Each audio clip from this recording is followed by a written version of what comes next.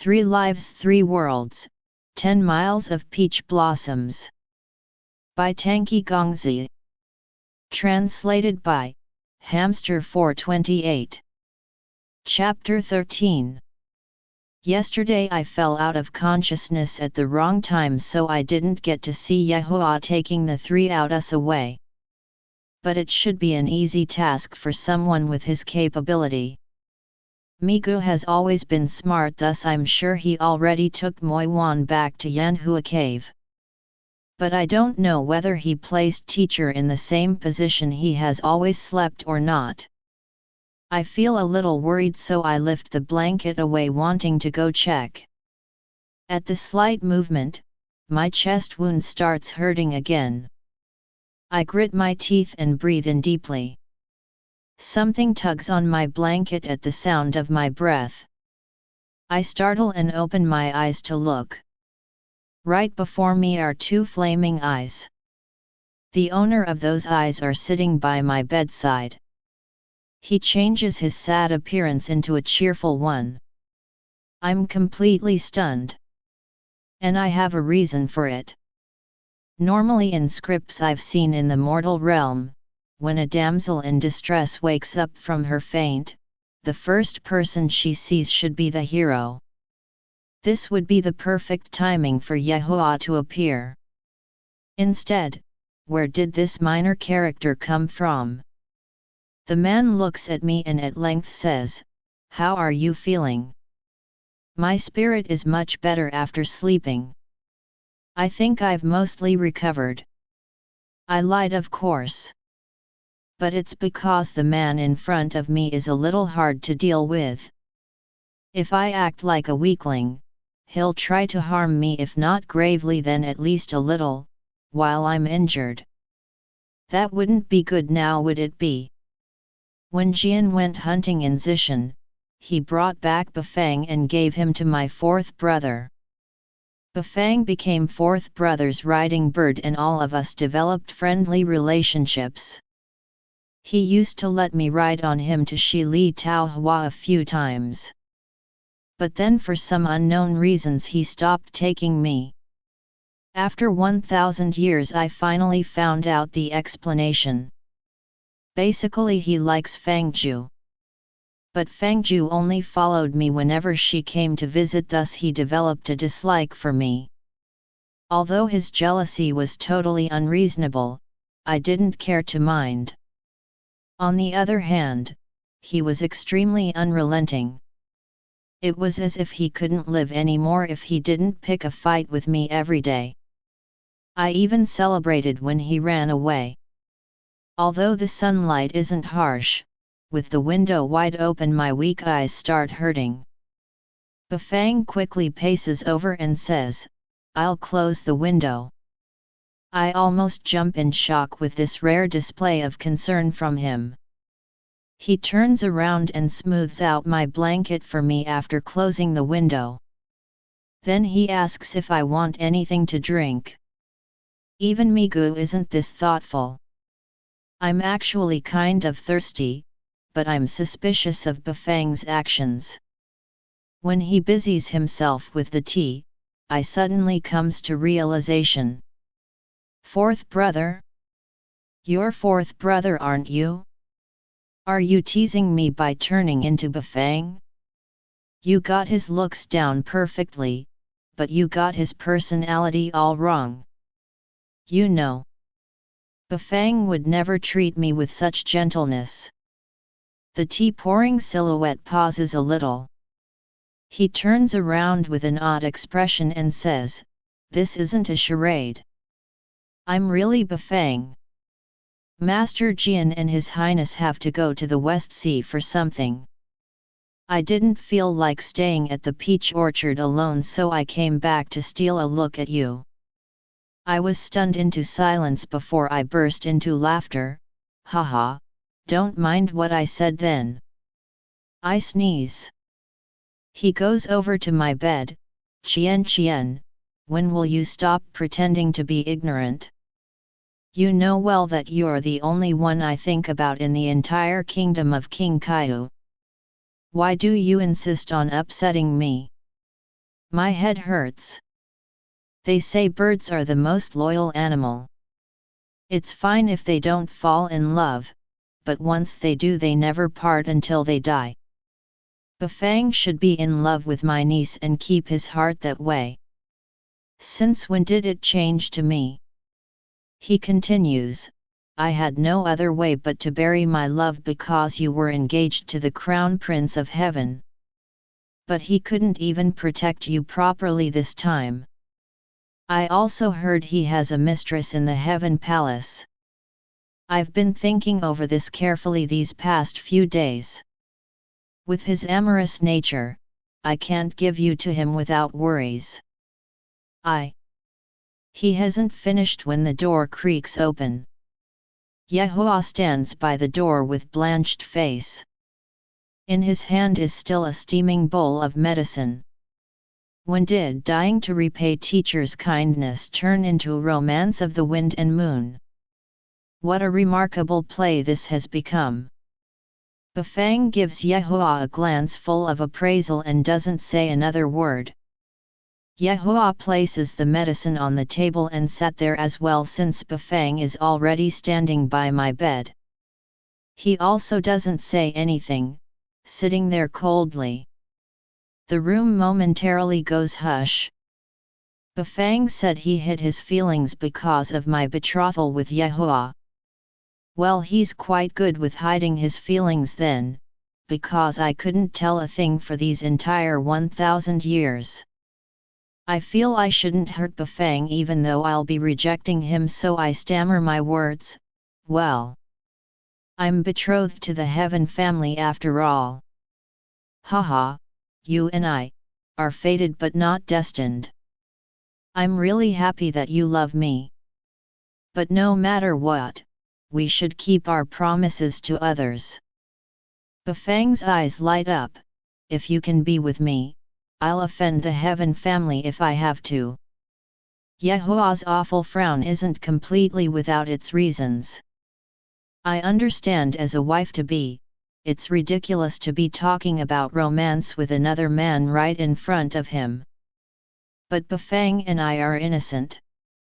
It's his own fault to come in at the wrong time. I can't just stop receiving Bafang just because he came in without asking. On top of that, Bafang and I are old friends to begin with.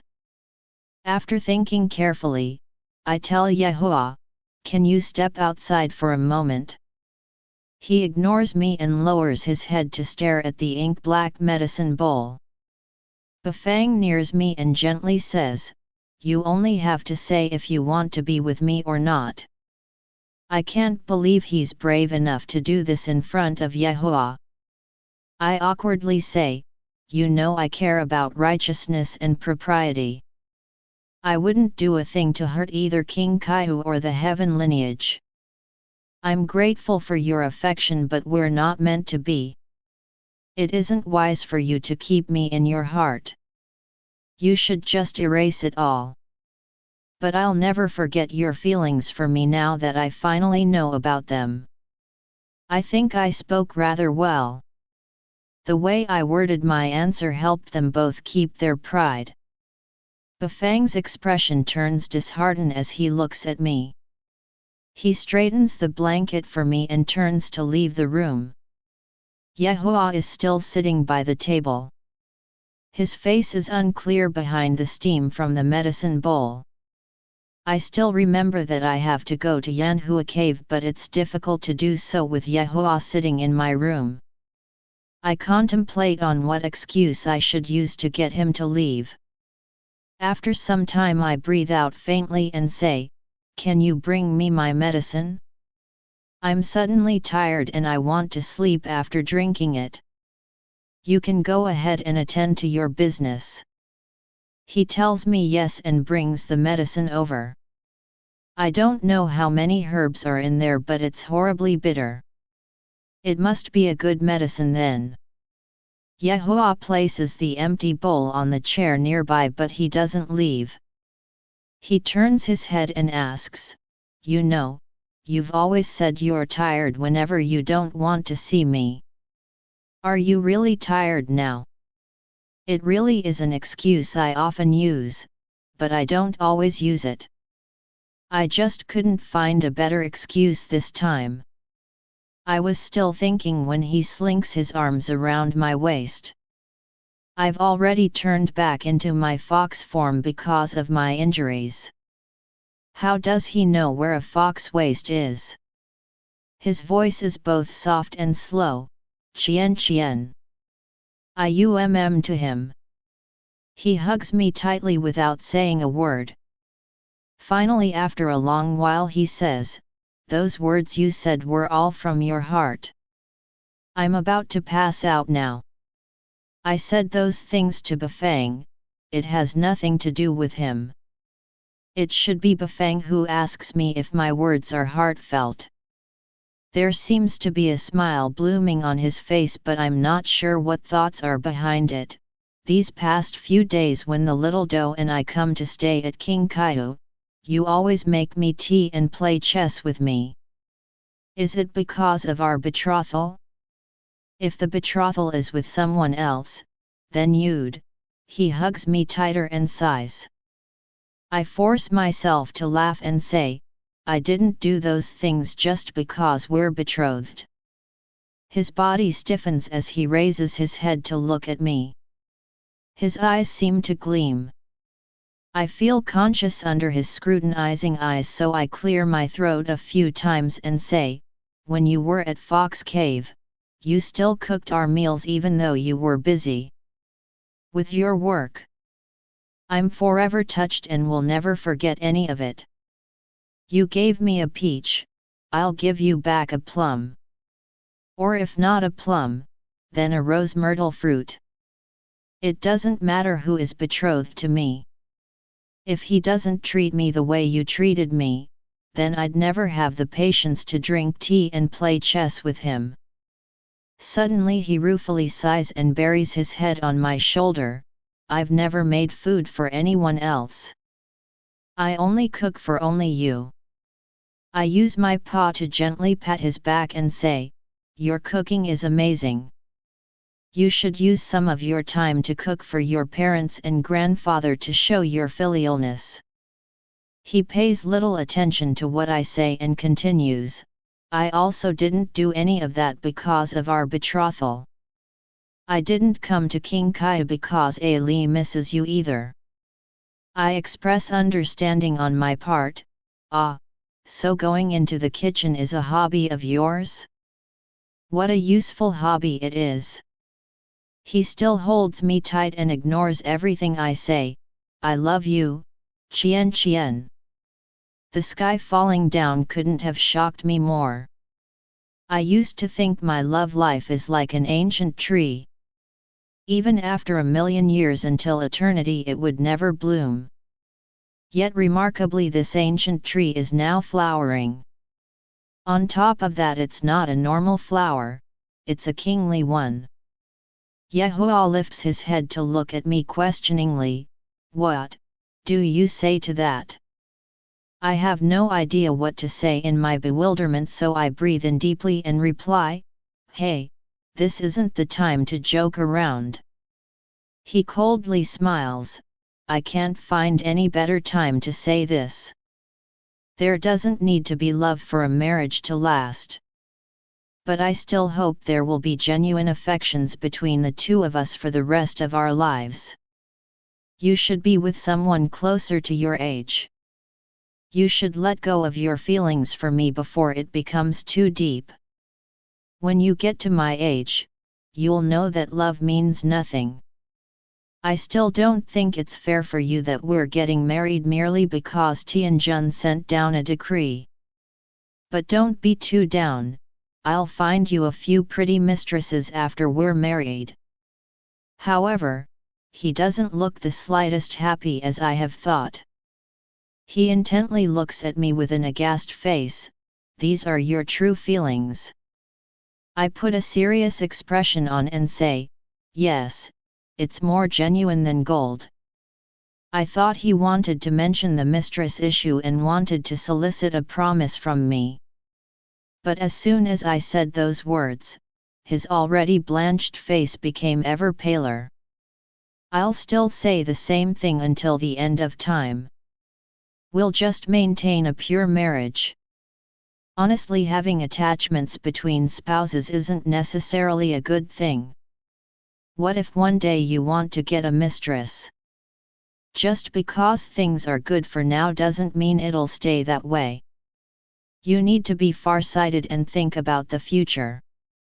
Highs, you don't have to understand what I'm saying now. But you'll thank me one day when you fall for someone and want to take her back to Sao Palace. He stays in silence for a short while, then slowly says, "You intentionally say this to make me feel uncomfortable, didn't you?" An alarm goes off within me. He's too infatuated with me right now.